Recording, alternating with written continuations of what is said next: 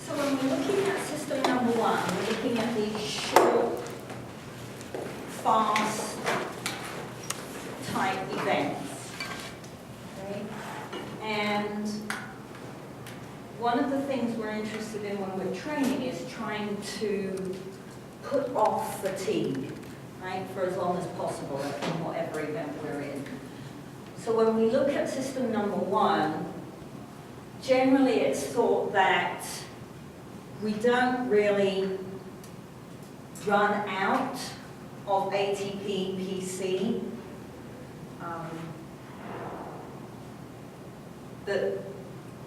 as a source of fatigue, right? So that ATP PC that's just kind of sitting in the muscle cell really is enough to manage any of those short, fast type events. Right? So the timelines for when we see fatigue and the measurements of ATP and PC don't match up. So it's much more likely that fatigue in these short events is due to an increase in acidity, which affects the working of the enzymes.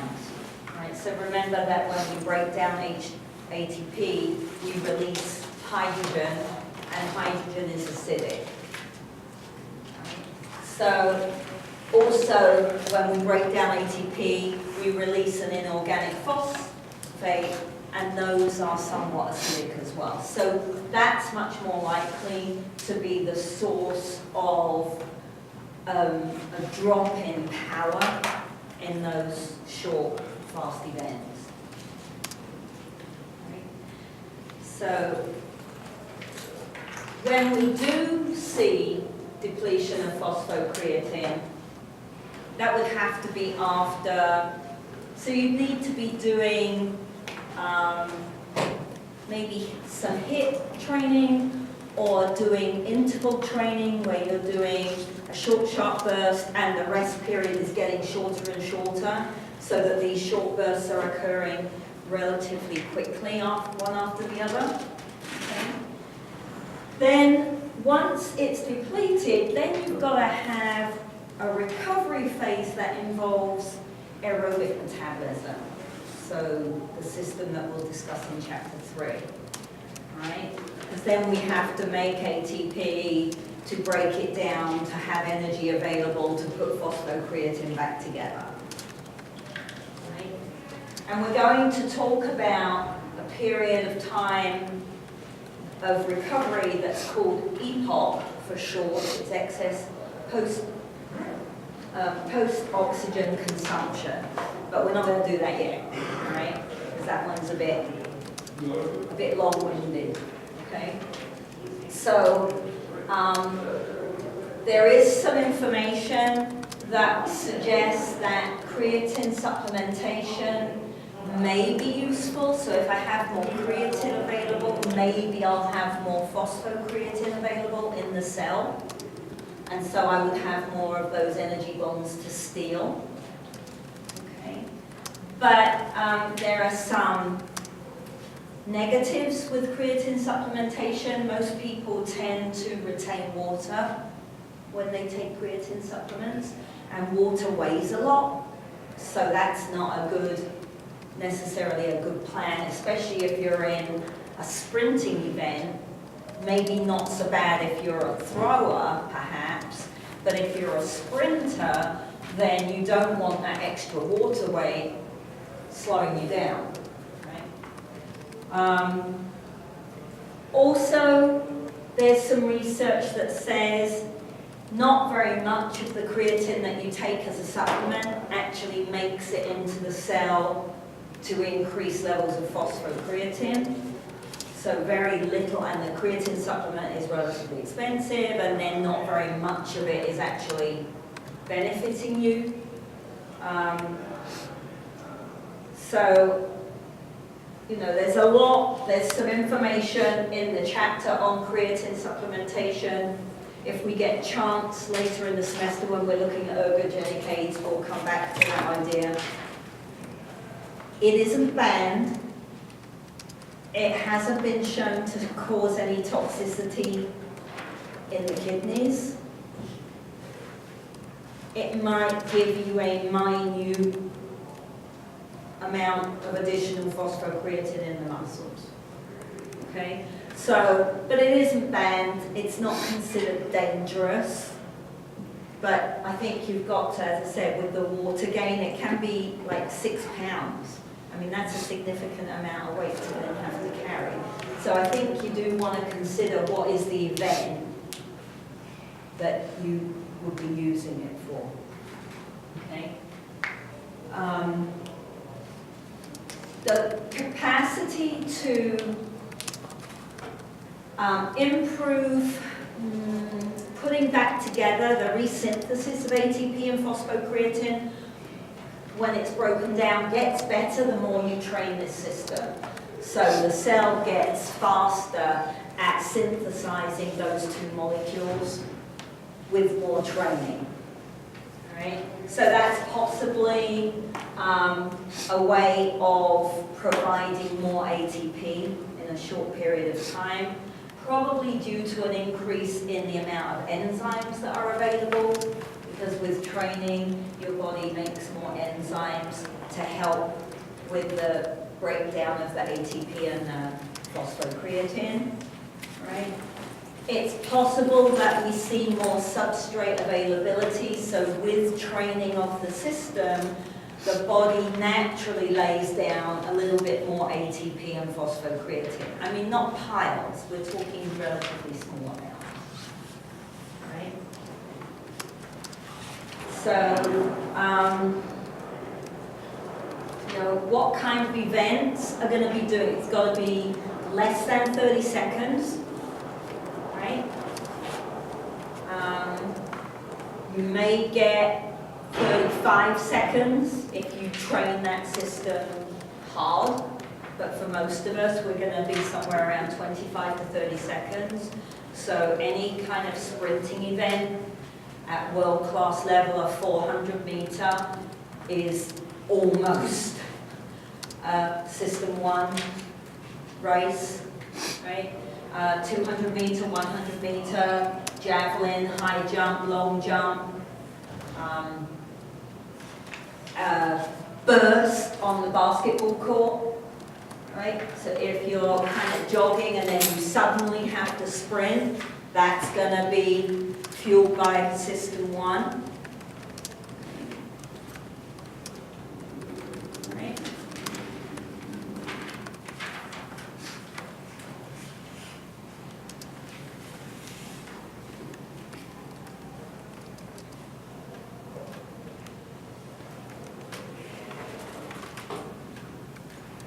So the adaptations then to training, adaptations are typically positive, right? So we train to make changes to make us better at our sport or our event or our yoga, okay? So training, the reason for training is to get these adaptations, right? So one of the things that I think is useful to bear in mind is if you understand the big picture of the system, then, and it doesn't matter which system, as we move through the semester, this holds true. If I understand how it works, the adaptations, I don't really have to spend a lot of time learning, because the adaptations are anything that makes the system work that could get better and make the system work better. Right? So in this case, we have, remember, ATPase is the enzyme that helps us break down ATP into ADP and energy. And we have creatine kinase that helps us break down phosphocreatine and release the energy to rebuild the ATP. So when we look at the research, there's research that suggests that particularly creatine kinase increases the speed at which it works, right? The activity level goes up when they look at creatine kinase in people who are elite sprinters. There's some studies that say they see the resynthesis of the ATP when you're breaking down phosphocreatine occurs more quickly. So stealing that energy and rebuilding the ATP seems to happen more quickly in trained athletes. And so then the question becomes, if these two are occurring, does that mean that we see an increase in the performance? And that's sometimes where the literature is equivocal. Whichever system we're looking at, quite often they say, this is an adaptation that we found, we see it, we can test it, and yet, when we look at performance, we don't necessarily see an increase in performance. Okay? So it might be indirect when we have that situation occurring. It might be that these improve training and recovery, which would ultimately improve performance, but they don't directly improve performance. A little bit of sense. When they look at ATP and PC in the muscle cell, then again, some studies, not all studies, the research in exercise physiology is very frustrating. It's always equivocal. For every study that says this happens, there's a study that says we didn't find that, right? So some studies have found that training increases the levels of ATP, PC in a resting muscle. Okay.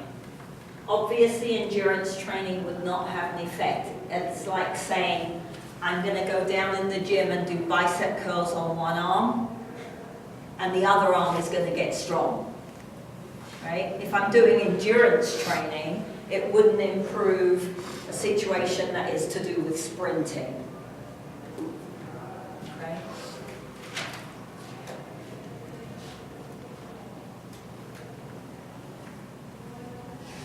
So if you do a good 5 to 6 month hard resistance training program, then certain studies have said you'll see higher levels of ATP-PC. It may or may not improve performance directly. I suspect that the link is going to be this much more abstract, kind of backdoor effect.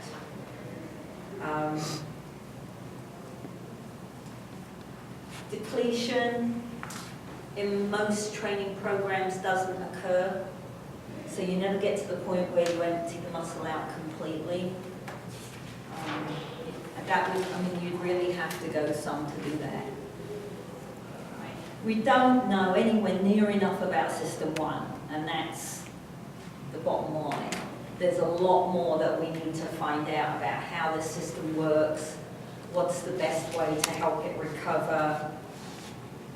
You know, is taking creatine long-term going to do any good? We don't think it does too much damage. If we thought it did too much damage, it would be banned by the International Olympic Committee. But if you talk to Laura about creatine, she'll tell you that it does damage kidneys. So in the athletic training world, they don't think that creatine supplementation is a good idea. So this is the problem right now. The research isn't consistent enough with the results to have a definite picture of what's going on. Okay?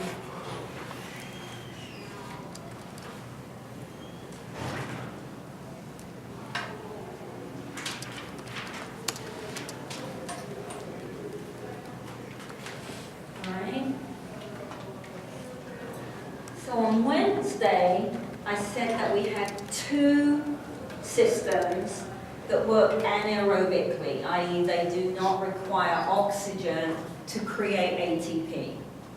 Right? System number 2 is called glycolysis. And just look at glyco. The stored carbohydrate is glycogen. So glycolysis is the system to break down carbohydrates. Right? And we mentioned the fact that carbohydrate molecules are relatively small. Okay, so they're quite easy to break down. So when we are getting to around 25 seconds or so, if I'm going to continue moving, then I need another way to form ATP, because system 1 is running out of steam, right? And so around 25 seconds, 30 seconds, we transition into predominantly using system 2, which is glycolysis. Right? And system 2 runs from our 30-second mark to 2.5 to 3 minutes.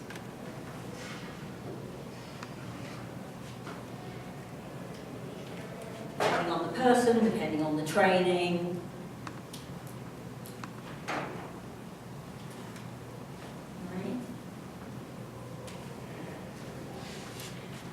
So, when you look in any textbook and you look for glycolysis, you're going to get this kind of like spade-shaped set of reactions, right? And there are many, many long words in this diagram, which we are not going to worry about learning. Okay, so I'm going to give you a simpler version, because unless you're going to be a clinical biologist or a PhD exercise physiologist, we don't need to know every step, every breakdown, okay, every molecule along the way. All right, so don't spend time. Done it in my life. I've had teachers that make you memorize this for an exam, and I couldn't tell you what's on there. Right? So it's a waste of time memorizing glycolysis and Krebs cycle. All right? So let's find a way of looking at it that is actually useful, that gives us a way of using the idea of glycolysis and how it adapts with training and why it's important, right? So, we always have this kind of shape.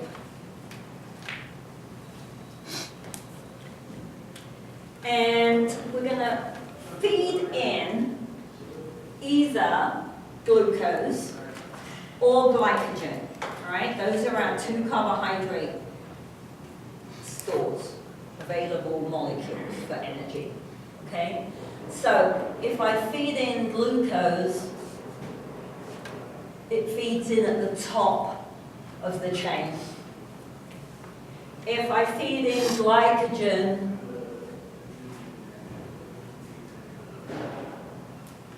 because when I break down glycogen, I actually don't get pure glucose, I get the next step down. Glycogen can feed in a little bit lower.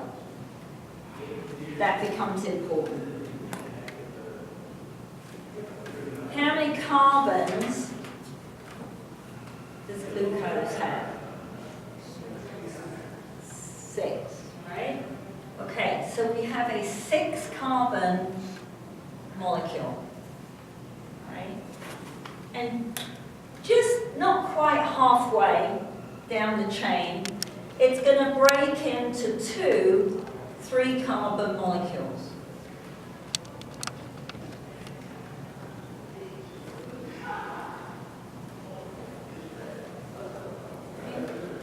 And we keep breaking it down, and we keep breaking it down, and we end up at the bottom with a molecule called pyruvate, or pyruvic acid.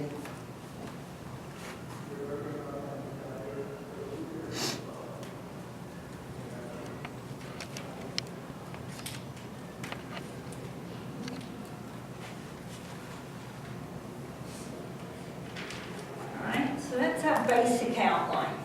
A little bit simpler than this version. Okay. But we have to add a little bit of detail in here. Alright?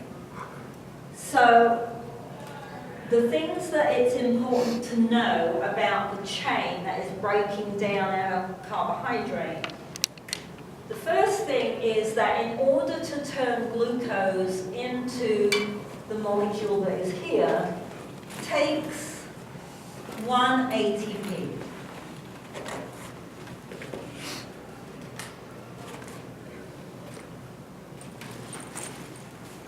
So I have to use a little bit of energy to get glucose going in the system. But I don't have to use any energy to get glycogen going in the system, because when we break it down, it's automatically this molecule already. Right? It takes 1 more ATP to keep breaking the molecule down to the point where we split it into 2 3-carbon molecules. Right? So we've actually had to steal energy to get to this point. Okay? But now, as we continue to break it down to pyruvate, we make 2 ATP, but we have 2 of them.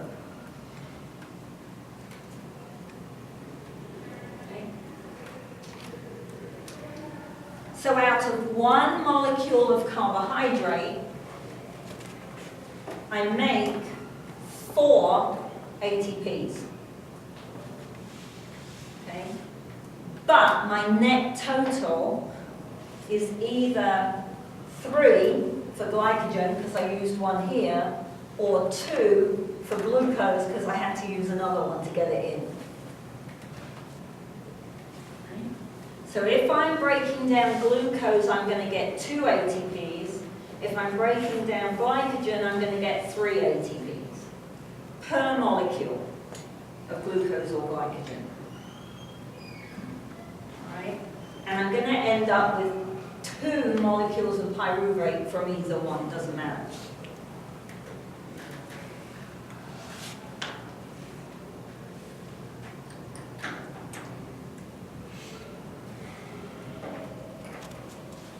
With me so far?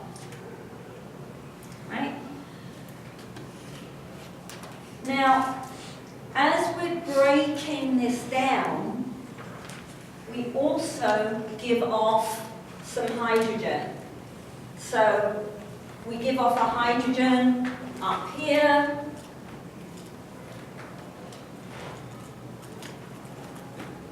Right? We give off some more hydrogen.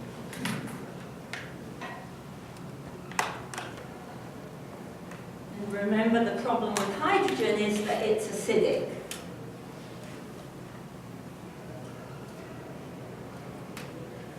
Okay? So we're breaking down our carbohydrate. We're able to access the energy bond in the carbohydrate and make ATP, but we're turning the environment more acidic, which eventually is going to slow down the enzymes. Every step, this is complete 10 steps. Each step has its own specific enzyme helping, facilitating the breakdown of the molecule to the next step in the chain. Right? So there's a lot of enzymes involved here. Okay?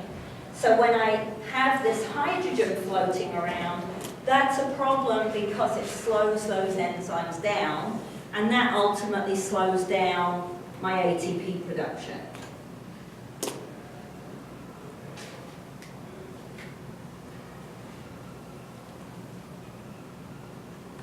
Okay. So there are a couple of things that happen to try to help with the hydrogen issue. The first one is if I am working anaerobically. So if I am not, I'm only working up to 2.5, 3 minutes. That's not long enough to get oxygen down into the muscle cell, right? So I'm working without oxygen within that time frame. Okay? Then one of the things that happens is that my pyruvate down here will pick up a hydrogen and turn into lactate. Actually, it turns into lactic acid first, but lactic acid is very, very unstable, and it almost immediately turns into lactate. Lactate is very effectively shuttled into the bloodstream and carried away. Right? So when people say that fatigue in these kinds of events is due to lactic acid or lactate, that's really not the major problem. Is there some lactic acid in the cell for a little while it's yes? But the bigger problem is this hydrogen. Right? That's the primary cause of fatigue in events up to 2.5, 3 minutes.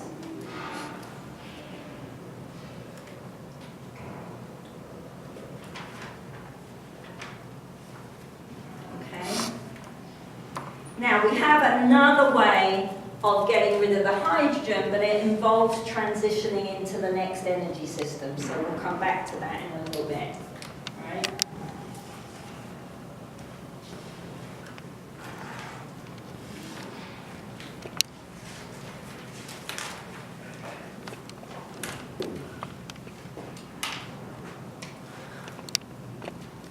All right, so here we need ATP to start the chain, right?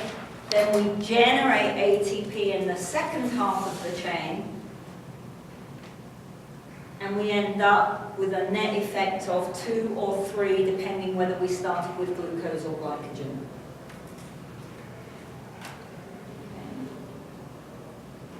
Hydrogens are produced,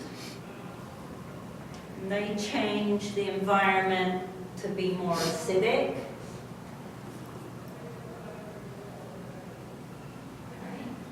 And this is my other way of cleaning up hydrogen. Right? So we have what I call a bus system. Right? So we have 2 buses. We have NAD and FAD. And they are able to pick up hydrogen and shuttle it to another part of the muscle cell so that it can be used for aerobic metabolism. All right? So we're going to come back to that bus system when we start talking about system 3. If we're not working aerobically, then pyruvate can accept the hydrogen to become lactate. Okay. But the pyruvate doesn't accept all the hydrogen, and so we're still seeing a change in the pH value within the cell over 3 minutes. All right? So if I'm doing an event that's 1 minute, it's going to be hard to get fatigue in that unless the rest periods are very, very short. Because in 1 minute, a lot of the hydrogen is getting picked up by pyruvate, and there's only a little bit of hydrogen floating around changing the acidity level. But once I'm up at 3 minutes, now I'm in trouble because the pyruvate is taking as much as it can, but there's all the rest of this hydrogen building up in the cell. Okay? So if you look at events like the worst killer event on track is 400-meter hurdles, physiologically. Right? It's a killer because it's just about here. Okay? So it's not quite long enough to transition into aerobic metabolism. It's right on the border, but it's long enough that you've got all this hydrogen build up in the cells and your legs are about to fall off. Okay?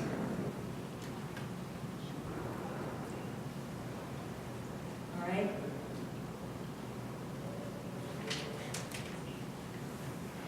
So for glycolysis to keep going, it really depends on the aerobic system removing this hydrogen. And so in some textbooks, and ours mentions it, but I don't think they don't use it as the name, I don't think. In some textbooks, when they talk about glycolysis, they will talk about anaerobic glycolysis or aerobic glycolysis. Because even if I'm working aerobically, glycolysis is still the way that I break down carbohydrate. Okay? I don't like those terms because I think if you tell me aerobic glycolysis, it sounds like I'm using oxygen in glycolysis, and you don't. Right? It's just that glycolysis then is a feeder system for number 3, for aerobic metabolism. So I'm not a big fan of those terms because I just think that that gets confusing then.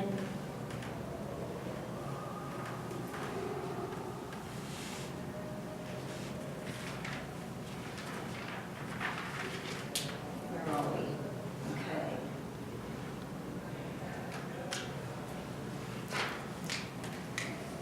So in a similar way to System 1, with System 2, we're going to get training adaptations. If we train that system, we see an increase in the number and the activity of enzymes for the system.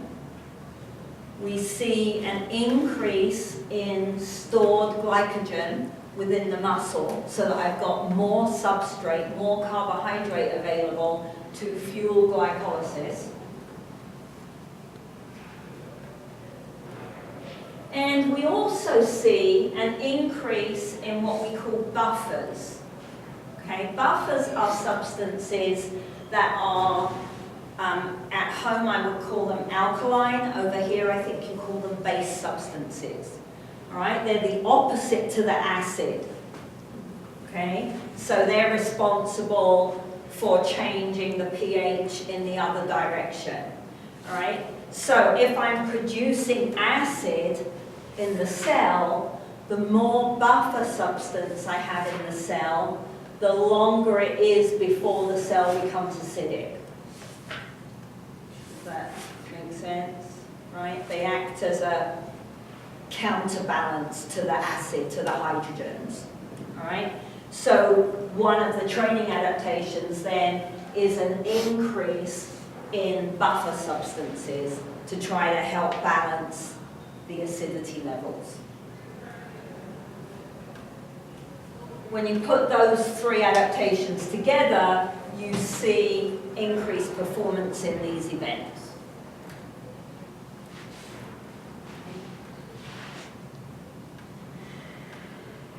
So out of all the 10 stages in this chain, the biggest, that's not the word I wanted, the most important enzyme, the one that out of all of them I would say you need to kind of try to remember, is phosphofructokinase. It's shortened to PFK.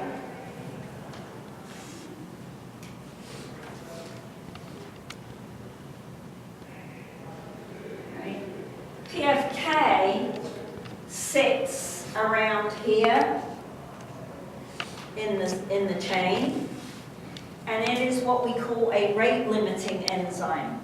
If levels of PFK are low, the remainder of the chain slows down. And remember, the remainder of the chain is where we're making the ATP. So then ATP production slows down. And that's why PFK is considered rate limiting. The first one works here to break down glycogen into the glucose 6, whatever it is. And then the third one, lactate dehydrogenase, is involved in helping to turn pyruvate into lactate. But the real key is the phosphofructokinase.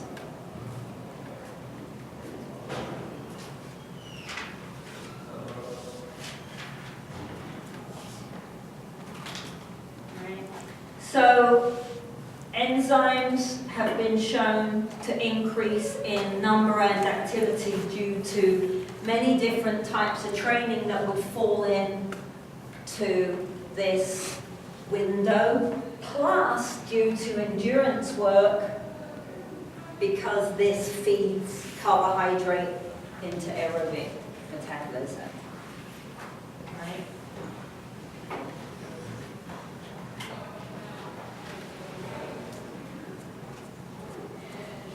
So it's believable that we would see improved performance. Some studies say we do, always equivocal. There's many variables, and that's part of the problem. There's so many variables involved in performance that it's difficult to tie down, was it the change in the enzyme that made the change in performance?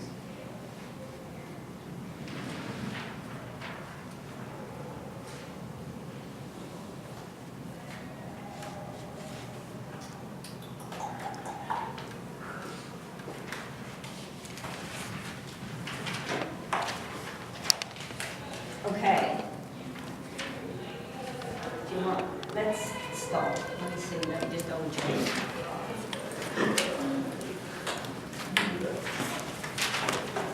Let's finish on Monday.